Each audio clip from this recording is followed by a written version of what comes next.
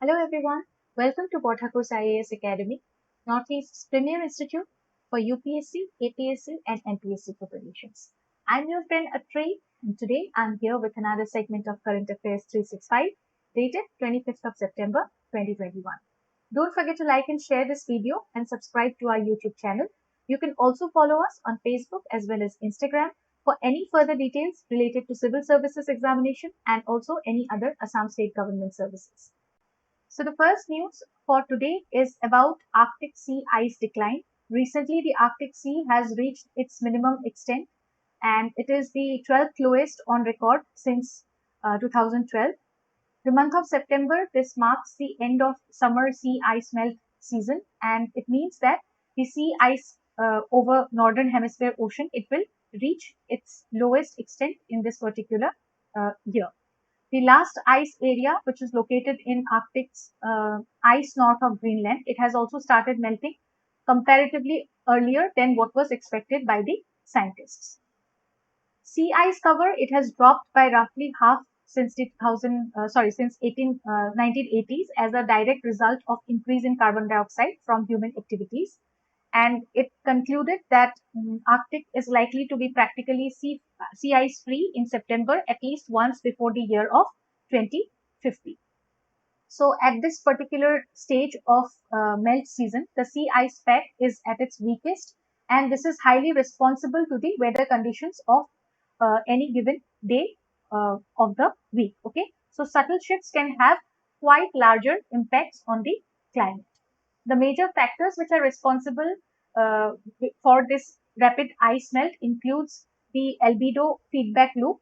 Ice is way more reflective than land or water surfaces, and that is why Arctic's is warming up about 3 times faster than that of the other parts of the planet as a whole. Therefore, the global ice cover is decreasing and the reflectivity of Earth's surface is also decreasing, which is leading to more incoming solar radiation that is being absorbed by the surface, and hence the surface is also warming up quite faster. Then the next point is darker ocean surfaces. The Arctic's bright ice is being replaced by dark open surfaces, which are causing which leads to less sun's radiation being reflected back to the space. This is driving additional heating and ice loss. Then the third point is about counterclockwise ice circulation. Cyclones, when they enter the Arctic from Siberia, they will generate a counterclockwise wind and ice drifts. This pattern, it reduces the amount of sea ice moving out of the Arctic through a stripe which is known as the frame stripe at the east of Greenland. So this will also contribute to the record of low summer sea ice conditions observed in the Greenland Sea. Then the last point is about low pressure system. Low pressure system, it causes cloudiness over the Arctic region, and these clouds, they generally block incoming solar radiation. This reduces the sea ice melt, but they can also trap heat loss from the surface. So the lower pressure system, it can actually act as a mixed bag in this particular situation. Now let us have a look at the impact of the melting Arctic ice. First one, it has adverse effect on the global climate change. Arctic and Antarctic, they both acts like the world's refrigerator. We all know that, right? They try to balance out the other parts of the world which is absorbing heat, and loss of ice and warming of water, it is going to affect the sea levels, then salinity levels, and also current and precipitation patterns. Then the next impact will be danger to the coastal communities. Rising seas, they endanger coastal cities and the small island nations by exacerbating the coastal flooding and storm surge. Food security is another important concern. Increased heat waves and unpredictability of weather, which is caused by ice loss, they are already causing significant damages to the crops which global food systems are dependent on. Then loss of methane store. Permafrost in Arctic region. Permafrost is a condition where any ground it remains completely frozen or colder for at least 2 years altogether. Okay, 2 years straight. So This permafrost in Arctic region, it stores large amount of methane, which is a greenhouse gas that contributes to climate change. As more quickly the Arctic ice is lost, more rapidly permafrost will also melt, and this will result in vicious cycle, which may result in catastrophic conditions. And obviously, because of melting of Arctic ice, this is putting on a lot of serious threat to the biodiversity which is present in the Arctic region. So right now, Arctic, we all know it is an essential system, just like the Amazon forest, which are considered to be the lungs of the world. It is in humanity's interest to treat the Arctic melting as a serious global issue and act accordingly as fast as possible. The sea ice, which is lost at such a high rate, is a matter of concern for all lives all over the earth. So maintaining the balance between anthropological activities and carrying capacity of environment is one of the foremost steps which can be taken at this point of time. Now moving ahead to the next news, it is regarding the Patents Amendment Rules of 2021. This was introduced recently by the Union government, which has reduced the fee for patent filing and prosecution for educational institutions by 80%. This is mainly done to promote innovation and development of new technologies. Now, the first thing is, what is a patent? A patent is actually a form of preservation of any intellectual property. This is an exclusive right granted for an invention, which is mostly a product or a process that provides new way of doing something, or it offers some kind of technical solution to a major societal problem. In order to get a patent, the technical information about the invention, it must be disclosed to public in a patent application. There are certain criteria for an invention, which patentability criteria. It includes number one, the approach should be novel. It must involve some inventive steps which are technically advanced. And lastly, it should be capable of industrial application. The term of every patent in India is 20 years from the date of filing the patent application, irrespective of whether it is filed with provisional or complete specification. As per the Patents Act of 1970, this law for patenting system in India, it came into force in the year 1972, and this act replaced the Indian Patents and Design Act of 1911. This act was mainly amended by the Patents Amendment Act of 2005, wherein product patent was extended to all fields of technology, like food, drugs, chemicals, microorganisms, etc. After this amendment, the provisions relating to exclusive marketing rights were also repealed, and a provision for enabling grant of compulsory license was introduced. Then let us come to the provisions of Patents Amendment Rule of 2021. First point here is that the patent fees for educational institutions have been reduced. These educational institutions that engage in many research activities where professors, teachers, students, they generate several new technologies. They need to be patented for facilitating commercialization of the same. Now, at the time of applying for patents, the innovators have to apply these patents in the name of institution, which have to pay fees for large applicants. So these are very high, and thus the work acts as a disincentive. In this regard, in order to encourage greater participation of the institutions, official fees payable by them in respect of various acts under the Patents Rule of 2003 have been reduced by way of the this new amendment rule of 2021. Benefits related to 80% reduced fee for patent filing and prosecution have also been extended to all educational institutions. Earlier, it was only available for those educational institutions which were owned by government and were well recognized. Next point is extension of expedited examination system. Earlier, the fastest granted patent was within 41 days after filing of such request. So this facility was initially provided for patent applications filed by startups only.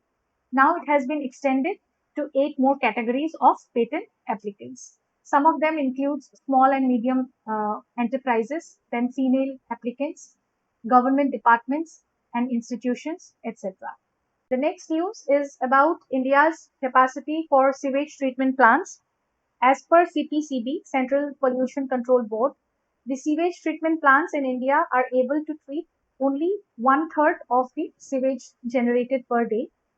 CPCB is actually a statutory body which was established in the year 1974 under the Water Prevention and Control of Pollution Act of 1974. Coming to the major highlights of the latest report of CPCB, India generates around 72,368 million liters per day of sewage, whereas the installed capacity of the plants was only 31,841, which is almost 43 to 44%. 5 states and union territories, they account for 60% of the total installed treatment capacity of our country. States like Arunachal Pradesh, Meghalaya, Nagaland, Manipur, then UTs like Andaman and Nicobar and Lakshadweep, they have not installed any sewage treatment plants till now. Here, Chandigarh is in the first position in terms of total sewage generated to what is actually treated. Reuse of treated sewage, when it comes to that, the maximum treatment is seen in Haryana, which is followed by Pondicherry, Delhi and Chandigarh. It has not assumed much importance in the policy planning of many state governments yet. These treated sewage water can be reused for horticulture, irrigation, washing activities, firefighting, industrial cooling, etc. And this can decrease the water demand from aquatic sources like rivers, ponds, lakes, as well as groundwater sources. The major concerns includes increased sewage generation.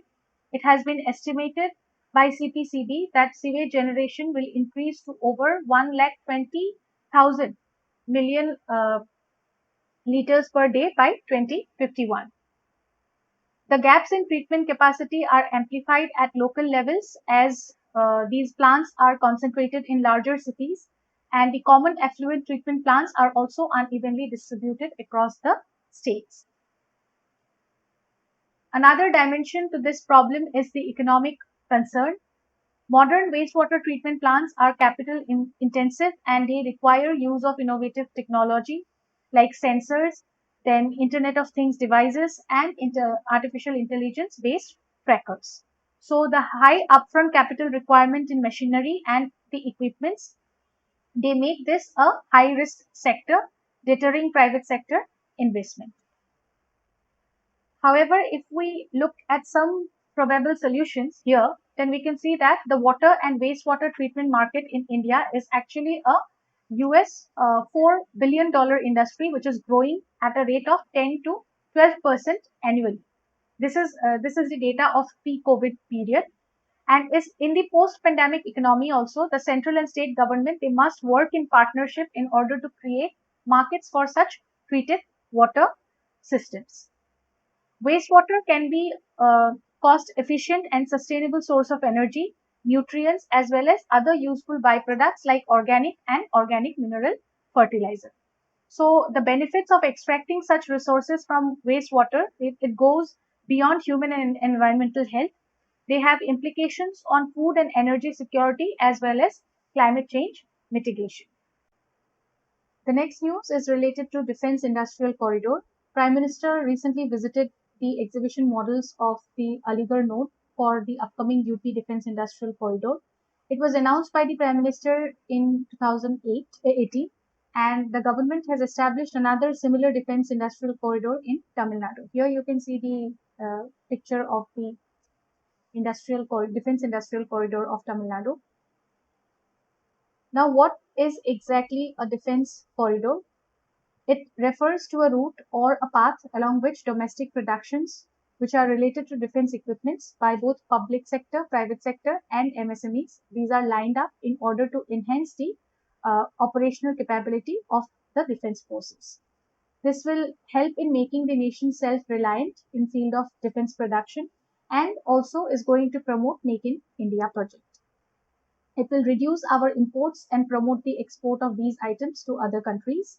This in turn will provide a fillip to the defense manufacturing ecosystem through synergistic development of technologies, and it will promote the growth of private domestic manufacturers, including MSMEs and startups. However, there are certain major challenges which are related in the process of constructing such defense industrial corridors. It includes technological development in defense. The first challenge here is in regards of advanced electronics and materials which are cut across all the verticals. The second challenge is relative immaturity of material science to use lighter and stronger intelligent material. Then there is less involvement of private players here in India, while there is an over concentration of orders with the public sector. And moreover, unavailability of talented human resources is also one of the major challenges here. Now coming to this particular defense industrial corridor of UP, it is an aspirational project that intends to reduce foreign dependency of the Indian aerospace and defense sector. This corridor has got 6 nodes, which includes Aligarh, Agra, Kanpur, Chitrakoot, Jhansi and Lucknow. The Uttar Pradesh Expressways Industrial Development Authority is the nodal agency in order to execute this project in conjunction with various other state agencies. This will bring up the state as one of the largest and advanced defense manufacturing hubs and will put it on the world map. The major features of this corridor includes single window approvals and clearances to defense and aerospace manufacturing units via Nivesh Mitra. Nivesh Mitra is a portal which has been launched by the government of UP in order to ease the ease of doing business at the state. Then they will also provide labor permits for DMA industry towards flexible employment conditions. This will be assured with water supply and uninterrupted electricity and connectivity with a 4-lane heavy duty highway. Now, what are the reasons for choosing UP as a defense corridor? First point is that it is the 4th largest state in India and the 3rd largest economy within the country. With a population of more than 200 million, UP has the highest number of available labor force and is one of the top 5 manufacturing states of our country. And lastly, the state also ranks first in terms of the number of MSMEs in the country, and it ranks second in ease of doing business. And with this, we have come to an end of today's session. Don't forget to like and share this video and subscribe to our YouTube channel. I'll see you all again tomorrow with another new segment of Current Affairs 365 only on Borthakur's IAS Academy, Northeast's premier institute for UPSC, APSC and NPSC preparations. Till then, take care, keep learning. Bye-bye. Borthakur IAS Academy. Prostuti aru adhyayoner nirbhorjogyo thikona. Borthakur IAS Academy.